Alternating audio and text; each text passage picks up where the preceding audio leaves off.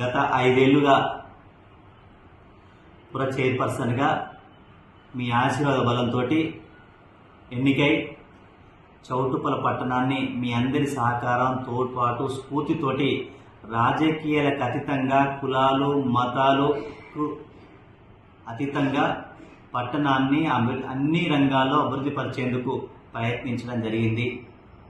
ఎక్కడ వివక్ష లేకుండా అభివృద్ధి లక్ష్యంగా, సంక్షేమమే లక్ష్యంగా మునుగోడు శాసనసభ్యుడు, మన అభిమాన నాయకుడు కోమటిరెడ్డి రాజగోపాల్ రెడ్డి గారి సహాయ సహకారాలతోటి 200 కోట్ల రూపాయలతోటి చౌటుప్పల పట్టణాన్ని అన్ని రంగాల్లో అభివృద్ధి పథంలో ముందుకు తీసుకెళ్లేందుకు కృషి చేయడం జరిగింది.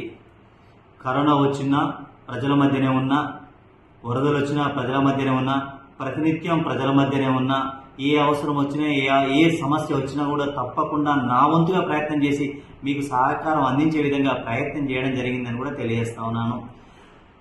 పురపాలక చైర్పర్సన్గా ఎన్నికైన 2వ సంవత్సరంలోనే రాష్ట్రంలోనే ఆదర్శమైన మున్సిపాలిటీగా కూడా మనం పేరు సాధించడం జరిగింది. ఇదంతా కూడా మీ అందరి చలవ, మీ అందరి ఆశీర్వాద బలం, మీరందరి సహాయ సహకారాలతో సాధించామని కూడా గర్వంగా చెప్తా ఉన్నాను.